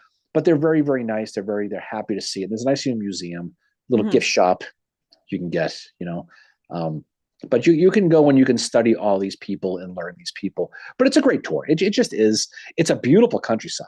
That Yeah. Southern Maryland, it's It's fantastic. beautiful there. It's very, very, very Johnny Reb. If you like the yes. Confederate history, they're still to this day Yep. very pro Confederate. It's like going to Front Royal, kind of like that. Oh yeah, that. But if you go, definitely do it. They don't have the problem is like where they have the marker for the pine thicket is not really correct. It's like a development now, but you can still find roughly the woods where it was. You Yep. cannot, but warning to the wise here: if you follow it all the way through and you go to Garrett's farm, it's not there anymore. It's been gone since the 30s. The house sits in a median in a highway, Yeah. but it's also on Camp AP Hill. So theoretically, you're not allowed to go. There's not much to see anyway. All it really is a pipe sticking out of the ground, and that if you know the way the house is set up, you can kind of figure out where the porch was. And Yep. in my younger, more vulnerable days, I snuck over there and took a picture lying down roughly where the porch was, where Booth died. But you're violating federal law by trespassing. So if you do go, it's tough to find because it's grown. Do not violate federal law. Not from us anyway. If you not, don't say we told you to do it. But if you do it, and you decide to break the law, it's like Judas Priest says, just be aware of that. There's signs that say don't trespass. So just be careful. But and that's too bad because back in the day, the signs used to just say don't relic hunt and you can go out there. But now it's just don't trespass. And there was a path there was a path, if you knew where it was, you could take, but it's all grown over now. So I don't know if you even get to it anyway, to be Yeah. honest. But the barn that burned is in the middle of the highways. That's long gone. Yeah. The tobacco barn. Yeah. So, but it's a cool place to go. It's still pretty to go. This Mhm. our friend Dave wrote the sign, the Yep. Assassin's End sign. He wrote that on the highway. So you can at least see where it was. Yeah. Roughly, you know. Yeah. That I find it really cool that Bill Pike has done research on Atzerodt. That's Yeah, you don't see too many Atzerodt people. no. I mean, And I mean, I'm a person that I would love to learn more about him. And I finally, like, years, this before the internet and stuff, couldn't find anything out about him. But Michael Kaufman talks more about him. And I think that's where I found out he had a daughter who was like 3 years old at the time of the assassination. yeah, no, he did. He absolutely did. The problem with Atzerodt is Booth had so much info on him that even if he tried to turn himself in, they would have hanged him anyway. Yeah. They realistically would have. And so he was like, I need to get the hell out of here and take off. Yeah. Yeah, that'd be fun. You know what we should do? We should tell Kevin to do a tour there in Garrett Farm. Oh my God, that's what as I think Gentili about just said. Gentili just said, like, just say Kevin Brigger said it was okay. Oh, I don't know if he's still on it. Kevin, it's totally cool. Take the creatures. Oh man. but I think Kevin. Atzerodt's somebody who probably, but he knew about the assassination. He should have said something. He should have, but he obviously didn't. And he paid the price for it. But he also he ran his mouth. But Betty Owensby is the you ever get a chance to run into her, get her going about Lewis Powell. And he was one of Mosby's Rangers too. Yeah. You know, Did not, and I don't know. I learned that from you, I think. And we were you, Gentili, and I talked a little bit about that. Right? Powell was one of the Rangers, and that is like Mosby territory is fascinating to go to. Like to see the house where Antonia Ford was, who's quickly becoming my favorite Civil War spy. She is, my opinion, the #2 best spy. Yep. And we did that post, which thank you for anybody that responded on our Facebook page. We did a post about our top 5 Civil War spies. And yeah, Antonia Ford is, and no one knows anything about her at all. And well, she died young too. I mean, she got sent to prison. You know what's so funny was, Antonia Ford, she marries the guy who was part of the Willard Hotel. So her name was Antonia Ford Willard. And she's fascinating because Willard basically, he was, I might be a little bit off, so Gentile will have to correct me if I'm wrong. But Willard was in the U.S. military, and he fell in love with Antonia, and because of her Confederate ties, he quit the army. Wow. And became a Confederate sympathizer. And I remember reading that. We were doing up in Fairfax, looking at that afterwards, but it was something like that. And so think of the power you must have to get someone to leave your military and flip sides, or at least quit the military. But she died, I think she was early 30s. She died. Yeah. Frank said, in my opinion, the best spy of the Civil War hasn't been found. Otherwise, they wouldn't be a good spy. Well, that's why I said Sarah Slater. I mean, to be honest, that's why Sarah Slater was my pick, because the Veiled Lady is, they've kind of found out down the road who she was, and I think she's buried in Poughkeepsie, New York right now. That's where they've finally tracked her down, but no one knew who she was. And so, Rose Greenhow, all these people, Belle Boyd, they people know who they were. Harriet Tubman, you can even stretch out to guys like George Sharp, if you really want to. Even Pauline Cushman. These type of people know who they were. I mean, Pauline Cushman, a lot of these people promoted themselves, they became famous, but Sarah Slater never really did. And when you ever watch those Confederate gold shows where they sneak the money away and disappear, she's usually the one they blame, or they tie to, because she was all over that Lincoln assassination. She was guilty as the day is long about that. She's somebody who, if they knew who she was, she would have been absolutely hanged too. Should have been 2 women hanged. But she was so good at what her job was, and she never showed her face. She wore a black veil. I think she was somewhat attractive too, because the guys liked her. And so, but they didn't know who she was till later in life. They knew it was Sarah Slater. So that's why I picked her for number 1. That's my opinion anyway. Gentili said that, yes, he captured her and was working at the prison, and he resigned in 1964 to marry her. Yeah. I mean, that's some serious stuff. She must have been triple jointed or something. I don't know how the hell you do that.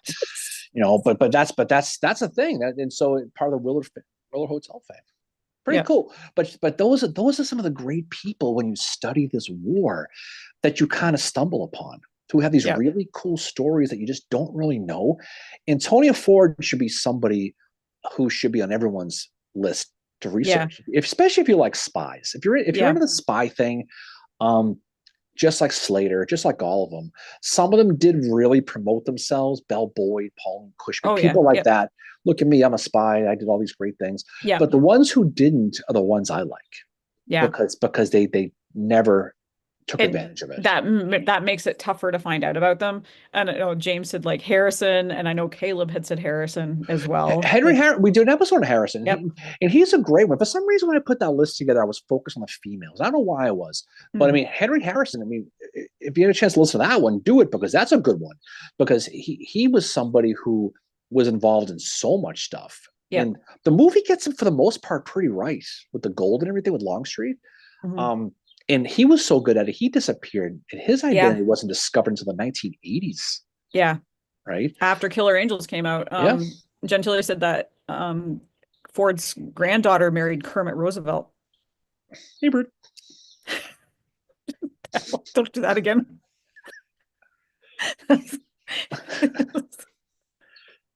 I wasn't expecting that noise. Why is your hair blowing in the wind? What, do you got a fan going? No, because the window's open. What are you, Beyonce or something? No, you open the window for Mosby. Oh, This little window. yeah. But definitely study these people because it's certainly there's certainly people that you can really resonate with because we can't resonate with generals and Meade and Sherman because unless you're a military guy at that level, you can never. Yeah. But we could always everyone can associate with the lower level person, especially who's a spy on either side, who's risking their Yeah. life to focus on what they're doing. Yeah. Everyone loves some of these Revolutionary War these spy rings, right? Yeah. We still have to watch Turn. I've only watched part of it. I love that show. It was so good. Yeah. No, but there's a lot of it, and when you look at some of these ones, and what's cool about it is how many spies to this day we have no idea even existed because they were No, that good at it. no. And Estella mentions that Robert Hillard, he's one of our friends. He's a cool guy. Is a great read for spies with the involvement of the Pinkertons. Yeah, Dr. Mary Walker, another one that should have been could on the list. Really, Hmm. really, really good. And there's so many people you can learn about. And that's what's great about it. There's so many rabbit holes you can go down with this history. Oh yeah. You know. Yeah, and I think that's how you and I discovered Fanny Granbury was when we were researching for our episode about Granbury. We come across, he's married and his wife has this sad story where she's buried in an unmarked grave for years. Right. And finally she has a marker, but she's not with Hiram. He's in Texas. And she's in, I think, where is it, Alabama? She's somewhere in the South, and she got sick. She had ovarian Ovarian cancer. I think cancer. it was. Yeah. Yeah, that's it's pretty sad. And these are humans who go through these things. And Yeah. we did the episode with for Lion and the Fox with the author of Turn, Yeah. which I'm blanking on his name right now. I can't wait. Alexander Rose. Alexander Rose. I just thought of David Rose. And then I remember Right. this morning I said, wouldn't it be amazing if John Gibbon talked like David Rose from Schitt's Creek? Yeah, he's got some problems. I just thought that'd be so funny. He's yelling at Hancock and it's in David Rose's voice. But Alexander Rose he's the one who wrote Turn, but he wrote a book of The Lion and the Fox, which is about the Liverpool, the blockade runners. And we had him on for an episode talking about spies. He's a fun guy. He's so nice. Yeah. And he actually really, really is. We had a good talk with him. He's somewhere about a year and a half, 2 years ago now. Yeah. But there's so much more intrigue because it's easy to come down here, especially in a place like Gettysburg and study the angle and Pickett's charge and all that same tired stuff everyone always studies. But when you look at a lot of the peripheral stuff, there are so many cool stories, individual stories of some of these sea captains, these pirates and Bermuda and Liverpool and all the illegal stuff that England was doing to subvert the United States. They couldn't be jump in and recognize the Confederacy, but they did everything possible, to put a cramp in the dick of the Union Army. There's no question they did. I hope we're not on Getty's gear right now and there's a child listening. It's all kids. Kids got to learn somehow. But there are so many great stories like that, though. Yeah. Yeah, no, there definitely are. Gentili said Kerman Roosevelt was a troubled guy, alcoholic, and killed himself in 43. Wow, that's. Yeah. James mentions that our podcast about Sharp and the BMI was awesome too. So thank you. Sharp's a guy that does not get enough credit, and that's our reenacting group is the BMI. And follow Bill Etzkorn, our friend Bill, Hmm. he portrays Sharp as part of the Yeah. BMI group, and he's a good follow on Facebook. Reach out. And the BMI is a very underappreciated group because the cavalry gets all the credit for spying. And for some Yeah. reason, it always has. But when you look at the Gettysburg campaign, specifically Hmm. Gettysburg, how well people like Dave McConaughey, Yep. Sharp, and the one who is probably the incompetent one would be Alan Pinkerton, because he's the one who was feeding all the numbers to McClellan, right? But the Yep. spy network that that the Sharp had set up is brilliant, and Gettysburg, for all of the for all the bravado and people talk about guys like Gibbon, we talked about, it wasn't for the BMI, how history might have been different. You had spy networks from slaves in Richmond all the way Yep. through people. These are regular people who are feeding information. Dave McConaughey here in town, the guy who founded the YMCA, right? Yeah. He was one of the more important spies for the Hmm. BMI down here. So when Pickett Charter is going to happen, they knew if they were going to be attacked, that it was going to be Pickett's guys, how many they were looking at, how many we were going to Yep. deal with, because of the work of the BMI. Yep. So definitely keep that in mind, because that was it's very an underrated thing. So we appreciate listening to the episode about the BMI. We definitely enjoyed doing that one, Yeah. because it's one of those underappreciated, understudied people in groups that were such an impact to this crazy Civil War that we study. Yep. There's so many just things and rabbit holes that you can go down, and like Caleb mentions that lots of anniversaries for the Overland campaign coming out. Same in the Western Theater Atlanta campaign anniversaries are again starting to come around. There's anniversaries all the time. But I know so there's a Facebook page that we're part of, Armstrong Civil War Roundtable. It's you can just look it up on Facebook.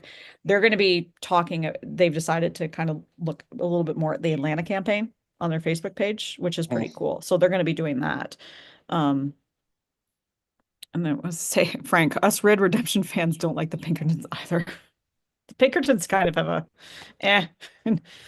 Alan Pinkerton was the guy from Chicago who was instrumental in getting Lincoln to Washington. There was assassins going through Baltimore. He was able to get that, but he was basically, he got information. I don't think he was very good at vetting information, but he's the one you focus on spies. But really, George Sharp is the one you should go focus. If you talk about Yeah. about the head of the spy networks, you look at Sharp, because he Yeah. was somebody who was a lot more. Pinkerton, I think, was more of a Chicken Little guy. And then Yeah. Andrew Curtin here in Pennsylvania, the governor, was feeding him full of crap too. But Yeah. he's telling McClellan there's 300,000 Confederates crossing the border. And obviously that's not right. So when people rip on McClellan for Yeah. for inflating his numbers, for embellishing his numbers, it's because of Pinkerton Hmm. and Curtin, but mostly Pinkerton. So Yeah. the people who rip on Mac for the numbers, which led to the going slow and being cautious, they thank Pinkerton for that. Yeah. He's a big part of it, no question. Yeah. Yeah.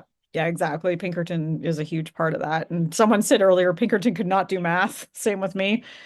Um, Yeah, well, and said El Stella mentioned that Bill Etzkorn recommended a great book on George Sharp, and she's ordered it. I think I know the book that she's talking yeah, no. about George Sharp.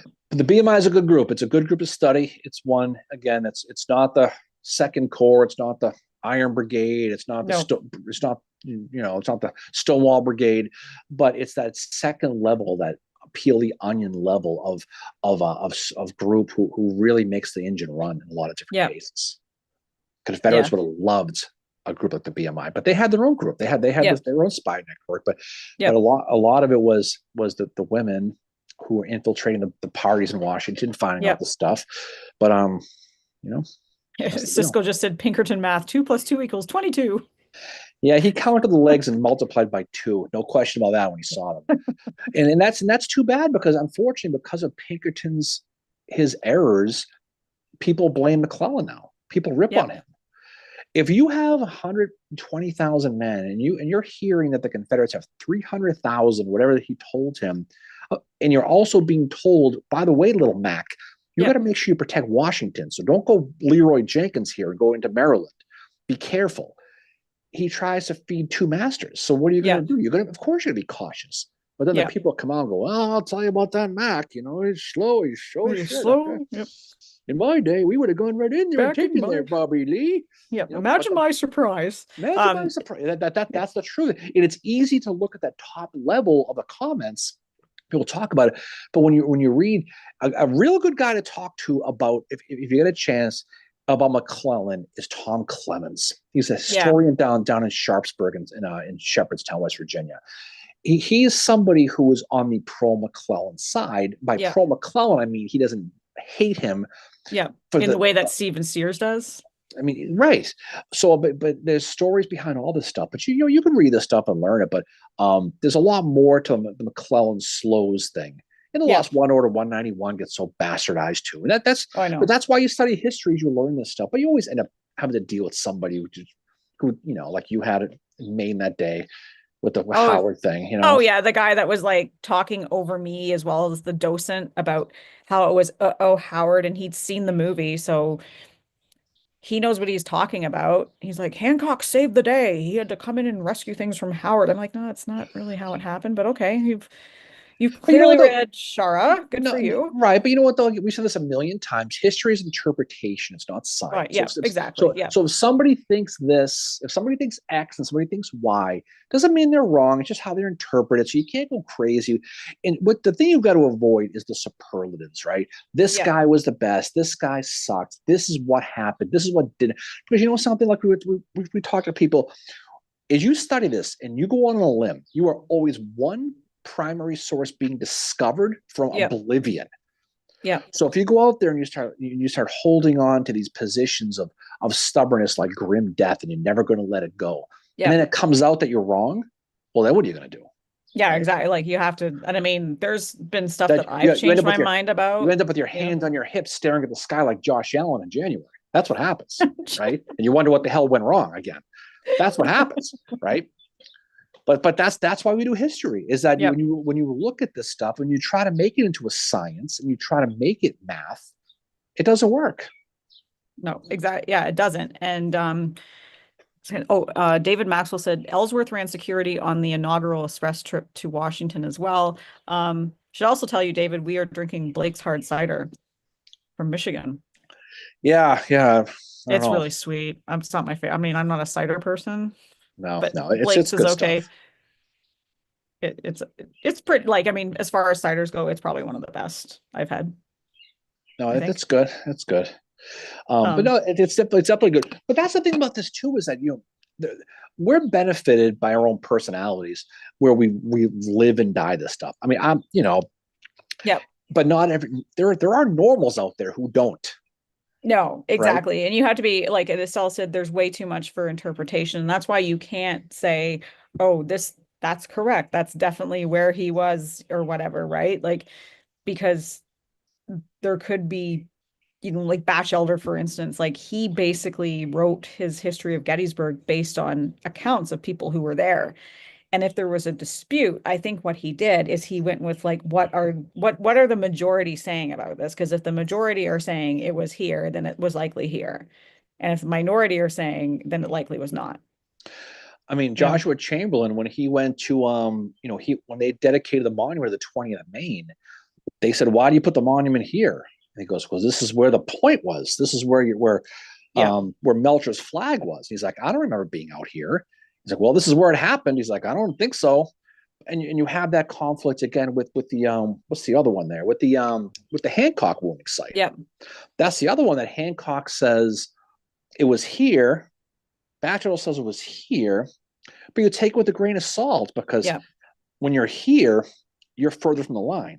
But when you're here, you're right where Gibbon was too. You're close where Gibbon was. So if you hate Gibbon, you want to make sure you're close to the line like he was. You want to be here. So you have to look into the background of why they're saying this. Doesn't mean he's wrong, but there's always an agenda with these guys. It's the same with Grant's memoirs. There is an agenda. There's a reason why he says Stones River is a defeat, because of Rosecrans. Because the records weren't good as far as comparatively speaking, you're dealing with minds of men. I mean, you talk about people who, in a lot of cases, wrote their memoirs decades after the war. Yep. And we're reading this stuff like it's factual, like they wrote it. This is where it was. history is interpretation, and I think so many people miss that boat because we'll sit at there was stupid conversations I've had. I sit at the mine over here arguing with Mhm. people where James Smith's guns were in I Devil's mean, Den, I've right? I've You argued know, with people about like the letter about Howard, about whether yeah, Buford was writing that about Howard. and you could have these good conversations with people, but you got to keep an open mind Yeah. because everything changes, and you look at some of the conceptual ideas people have about these things, and you're always subject to change because it is not black and white. Yeah. But the people who hold themselves to a point where they're so stubborn they will not back off from it. Yeah. That's when you kind of walk away from it because it's like if you don't know, um, no one knows. None of us are rebels. None of us are union guys. We were there. You're going on what other people felt. If you're talking versus a Stephen Sears versus a Yeah. Tom Clemens, you're going to get night and day. I'll tell you right, you could take a little round top tour here, okay? Yeah. And you could take it 10 consecutive days with 10 consecutive battlefield guides, different people. Yeah. You'll get a different story every single time you go. Yeah. And that's not a bad thing. It's just because they interpret the stuff differently. So Exactly. if you're a family from, God forbid, Ohio, and you come to Gettysburg for the day, and you get a tour up a little round top, and you're told this narrative, you're going to stick with that if you remember it, and that's going to become your narrative. And if you hear later on, years later, that maybe it wasn't Joshua Chamberlain, maybe it was Patty O'Rourke who saved the day. Maybe it was Stephen Weed who saved the day. Maybe it was Governor K. Warren who saved the day. You're going to have a tough time getting your hands around that because it's tough to unlearn and relearn. Yeah. And that's all I've been saying. That's just doesn't mean they're wrong. It just means that's how they see it. Yeah. And right? just keep in mind the biases of the individuals writing it. And Cisco says it seems weird to say which side won Stones River because both sides grinded them down so much. But I think did it come down to a Union victory? It was a Union victory because it all fell back on Barely, who but left the field, right? yeah. The problem with Stones River is the Confederates pushed the Union. They would try to capture the railroad behind them. They pushed the Union right to the railroad instead of away from us. They didn't really capture it. Then they fell back and they withdrew. Rosecrans was able to claim the victory. But where Rosecrans screwed up is he spent the next couple months sitting there doing nothing. They went to winter quarters. It was right around New Year's. Yeah. I And so mean, he had his reasons, but I mean, I think the thing with Stones River too is, Grant did not want to give credit to Rosecrans, and that's when they're sitting in that last cabinet meeting, and Grant is there for this last cabinet meeting of Lincoln's, and like Lincoln's like, "Oh, I had the dream again," the one I had before victories, like Stones River, and then like Grant's like, "Stones River wasn't a victory," and Lincoln was probably like, "Dude, you got to let that go." Yeah, well, again, it was a victory. it all goes back to personal agendas, and that's the whole thing with it. But I mean, when you study this and you read these stories, every memoir you read is no one writes a memoir and says, "God, did I suck that day?" Right? Everyone is promoting themselves. That's why Charles Wainwright's diary and I think is fantastic because he wrote it with never the intention to get it published, and he's very vivid and honest about certain people. Yeah. Abner Small is the same way, but the problem with Abner Small is that he hated people, and he used his memoirs as an agenda to take shots and be like your boy Howard, for example. Okay, and so and I can respect that, like, and I know that he didn't like him, and that's why the view in Abner Small's is on Howard is not good. If you're Stephen Sears and you're writing a book about the war, about and Gettysburg, your agenda is already that you don't like Howard, right, and you use Small as your primary source, it's going to skew your. It's not that against him. I don't want to pick on him because his book on Antietam is really, really good. Sears is a great writer, although he was never there. He never went to the battlefield. But no, he didn't. I digress. But that's the whole thing too. Is you could read some really legit diaries that tell a lot. E.P. Alexander. Yeah, Tony just mentioned that's a great one on the Confederate side. But if you read Longstreet's memoirs, and I like James Longstreet, I'm not by no means am I ripping on him, but that book was written with an agenda. Okay, it was. Yeah. It was one of those if I was in charge type books. Yeah. And so, but he does, and I remember I got that book and I was very excited to read that book. I wanted to read about his countermarch at Gettysburg. So I wanted to read about why, when he got to Breams Hill and he saw Little Round Top in front of him, McLaws is in the lead, why they just didn't flip and everyone turn around, shimmy to the left, right? Yeah. he made them, Always the Spice they Girls. all turned around because he said, and this is a problem with Longstreet. He felt that McLaws was now reporting directly to Robert E. Lee and not him, so he had no authority over, which is completely wrong. But when you read his memoirs, he says the same thing. Lee was in charge of McLaws. I just go with what he said. So we didn't follow E.P. Alexander's, where you could see the car tracks from the artillery going around Breams Hill. He went all the way around, and that took all day. And there are authors who love Longstreet. There are ones that don't. But his memoirs, again, if you read that and you take that as gospel, you're going to get a very skewed opinion of it. Yeah. I like Longstreet. I think that day was not a good day for him. No. Wasn't a good day for Robert Rhodes. Wasn't a good day for a lot of the Confederates. No. But you got to read more than just the one.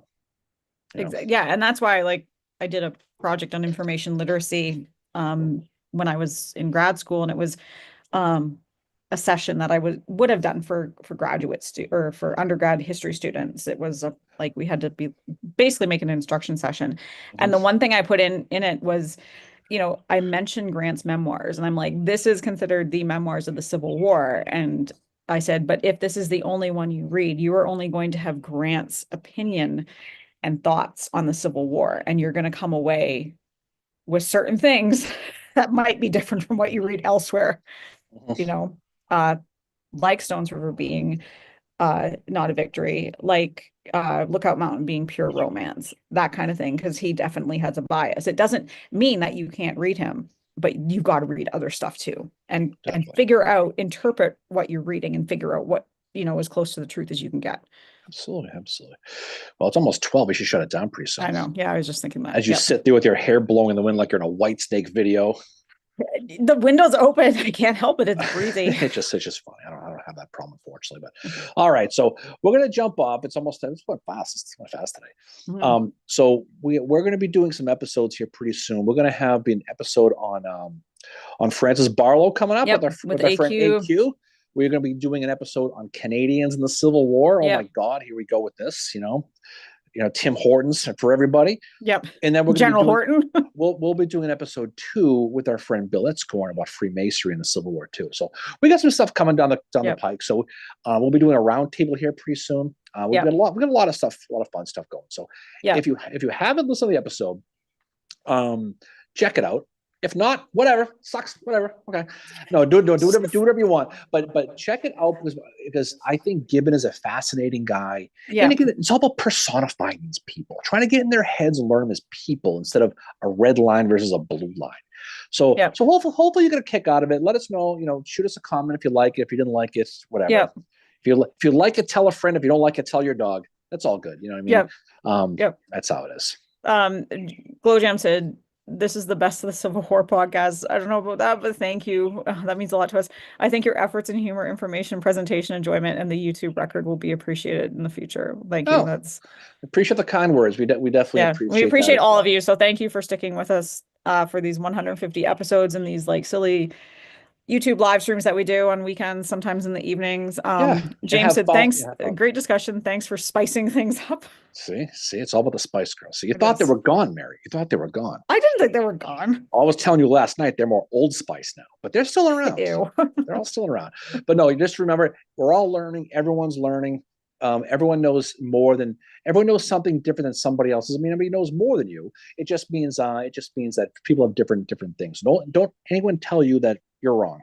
Because again, history is all interpretation. So just keep reading, keep honest, keep humble, and enjoy. So again, off we go, Mary. So we will definitely jump off. Have a great rest of the weekend. I don't know if you know this, Mary, but the sun has come out. The strange yellow ball has appeared in the sky, which we've not seen in a long time. So we're going to go outside and find something to do here in town.